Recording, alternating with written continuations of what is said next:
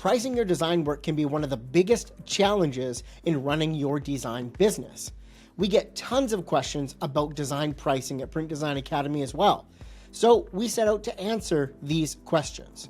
We went out and interviewed 6 graphic design business owners ranging in 5 years in business all the way up to 30 years in business and 150 grand a year in income all the way up to $2.5 million in income. We asked them how you price design work, how you present proposals to customers.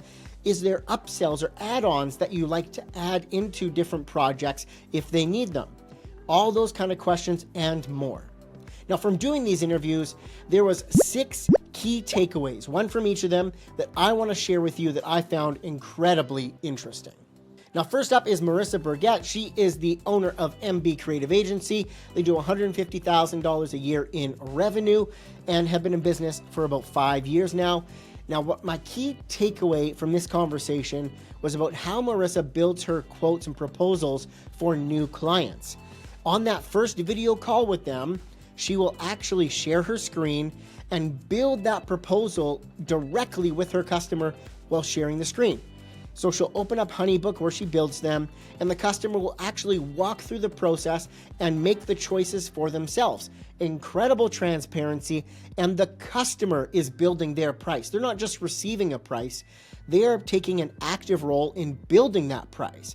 Now that I thought was a really unique way to present pricing to new customers. Next up is my friend Rob Dodds, who is the owner of Primal Communications. They have been in business for 31 years now. They do $500,000 a year in revenue. There's about 2.5 employees going on there at Primal. Now, my key takeaway from this conversation was the incredible amount of extra revenue he makes in his design business through what he calls pass-throughs. Now, pass-throughs, upsells, add-ons, all kind of like lumped together here, but we're talking extra proofs, we're talking domain fees, we're talking hosting fees, any sort of additional operation that isn't hourly design, that isn't design work. He labels as a pass-through and has a markup built into that process. Now, a big part of this as well is print and packaging work, making margin on managing that print project in the time for quotes and in the time for looking at press checks and working with the printer on projects on behalf of the customer, but also the markups that he adds onto print quotes to, again, cover his time, ensure that he's got some safety built in there, all extra margin for his business. And it was a significant amount of money in extra revenue that he brings into the design business through these pass-throughs. Next up is Kenzie Green. She is the owner of Kenzie Green Design. She has been in business on her own for about 6 years now, does $150,000 to $200,000 a year in revenue, and she is a solo designer and creator. My key takeaway from this conversation was the way she brings new clients into her business. Even before they land on that first phone call to talk about the project, it's not even won yet, it's not even granted to her, she primes her customer to accept a minimum of a $7,000 project cost. So minimum, before we even start, bare bones, this is what's included, $7,000. The customer has already agreed to that and is already expecting to pay that plus whatever else they want to add on before they even hop on the call. So they go through this questionnaire, and in that questionnaire, it talks to them directly about this is the starting costs for design projects that I work on. Are you in a place, do you have a budget to hit this number? And that number is $7,000. So by getting to that phone call stage, the customer has already said, yes, I am willing to pay $7,000. That's pretty good. Now, real quick, we put all of these answers together into our guide to pricing graphic design. Now, I know you want that, and the good news is that it is free. At the link down in the description of this video, you can go download that guide for free. You can browse through the questions that we ask them, their answers on how they price design, how they present proposals in their business. All of these experts answer the same questions and are giving their knowledge and their experience and the mistakes that they've made and the lessons they've learned to you for free in this guide. Link is down in the description below, and you can grab that for free, the guide to pricing graphic design. Next is Amy Farrell. She is co-owner of Times 2 Studio. They do about $200,000 a year in annual revenue. There is 2 employees, and they've been in business 14 years now. Now, my key takeaway from my conversation with Amy is the way she breaks out into what she calls phased projects. Now, the idea with phased pricing is that you take a big project and you bust it up into phases. That first phase is almost always discovery. You are then getting the customer to pay you for discovery without a guarantee that that's what the rest of the project is going to cost or the price you provided for it is accurate, because it really depends on what happens in discovery. But by going through the discovery process, you learn more about the project, you learn more about the client, and you get them to put some skin in the game. They've put some money down on a project, and they are more likely to stick that out through the rest of the run because they're invested in the discovery phase, in the research, in paying you for your time to really dive in and solve their design problem. I thought that was a really unique way to get a buy-in from the customer. Even before putting pen to paper or pixels to screen, you're doing your research, you're doing discovery, and the customer is paying you for that time and paying for your investment into their problem. Very interesting way to divide it up, busting it up into phases and getting that buy-in. Next up is Brad Stoneking. He is the owner of Piedmont Brand Co. It is just him in that studio. They do about $300,000 a year in annual revenue, and they've been in business for about 3 years now.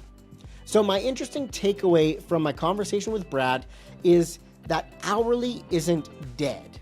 It's interesting because you hear that often, that hourly pricing is dead. Nobody does hourly anymore. Don't do hourly, it's value-based.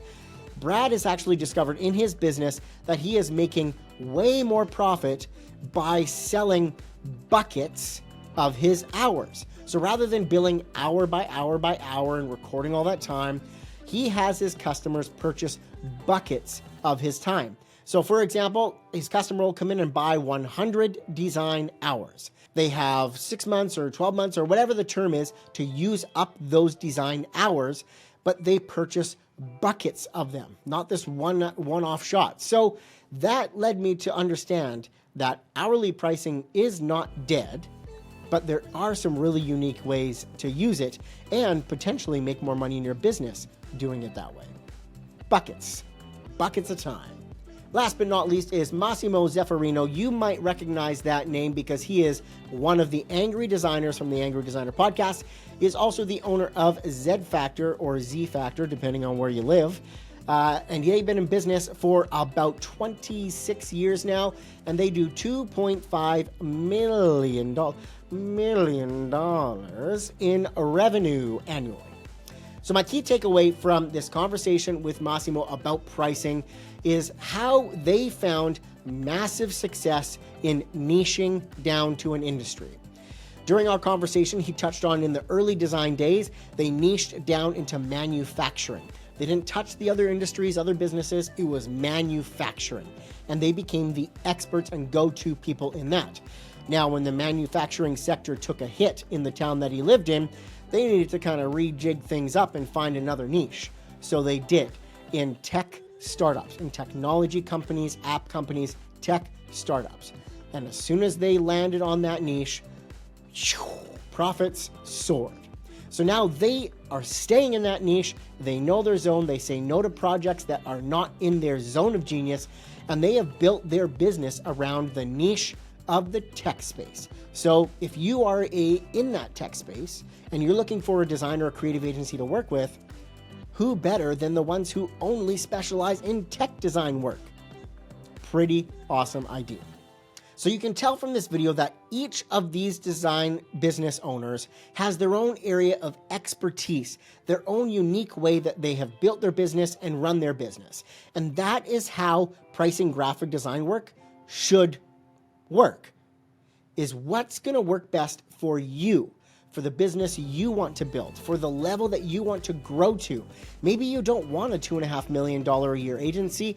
Maybe you only want to do $100K a year and have way more time for freedom and fun and flexibility in your schedule. That's great. There will be advice that you hear from these design experts in our guide to pricing graphic design work that you resonate with. that will fit better in your business. Now, if you have those big hopes and dreams, want that big $2.5 million or more design studio agency, there will be things in this guide that you resonate with more than the one who wants a smaller studio. And you can start to implement some of those lessons that you'll learn from this guide and start growing your business. That's what it's all about.